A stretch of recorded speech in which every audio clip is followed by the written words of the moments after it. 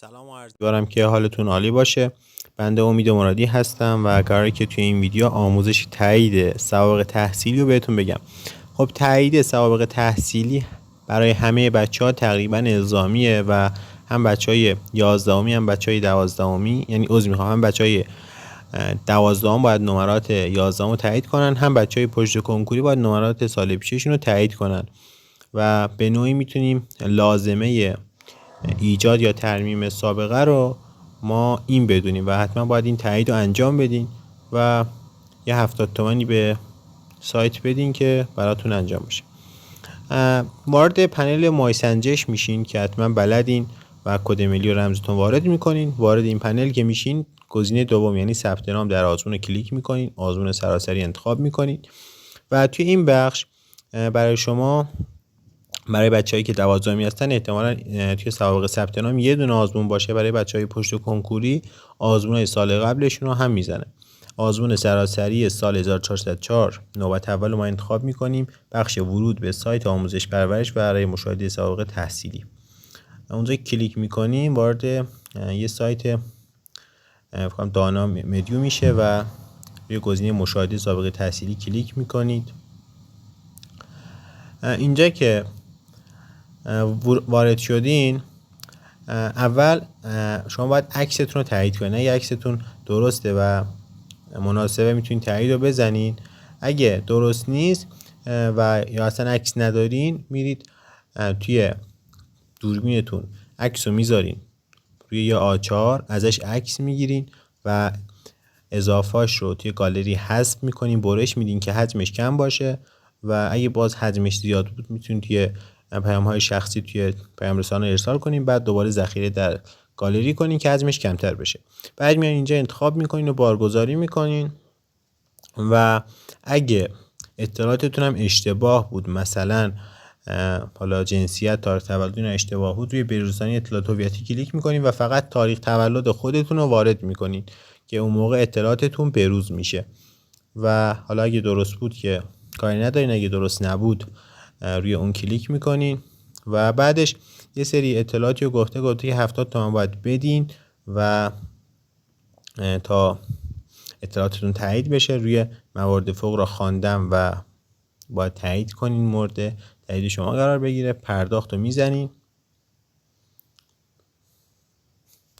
دوباره اینجا گفته که اگه موافقید باید تایید کنین. دوباره تایید رو میزنین و با موافقیت این اطلاعاتتون ذخیره میشه و وارد حالا سایت میشه که پرداختتون انجام بدین. 70,000 تومنه و پرداخت میکنیم. من ویدیو رو قطع میکنم، پرداخت میکنم و ادامهش رو بهتون میگم. خب من پرداخت رو انجام دادم و پیامکشم اومد. بچه من پرداخت رو که انجام دادم یه همچین صفحه‌ای دوباره باز میشه و شما باید روی این گزینه‌ای که شبیه خودکار یا مداد است کلیک کنین و بیاین دوباره اطلاعات هویتیتون رو نگاه کنین. اگه مورد تاییدتون بود دوباره اینجا کلیک کنین. تفاوتش با دفعه قبلی اینه که اینجا گفته که پرداختتون انجام شده، کد رهگیری بهتون داده، ادامه فرآیند سوابق رو میزنید و میاد مشخصات تحصیلیتون رو بررسی میکنه و یه شماره تماس همراه اضطراری و یه شماره تماس ثابت اضطراری از شما میخواد. خب بچه ها اینجا یه شماره تماس میخواد که اگه برای خودتون هم نیست، یعنی خودتون اگه تلفن ثابت نداری، میتونید برای دوستان، برای آشنایان وارد کنین و نگرانی نداره. من اینجا یه شماره وارد میکنم و بعد این مشخصات فارغ التحصیلیتون اومده گفته کد ملی و معدل و اینا رو اگه مورد تاییدتون هست تایید رو میزنین و دوباره وارد یه صفحه سوابق تحصیلی میشه که میاد اینجا همه نمرات دروس رو زده و میان یکی یکی بررسی میکنه. اگه مورد تاییدتون بود بله رو میزنین و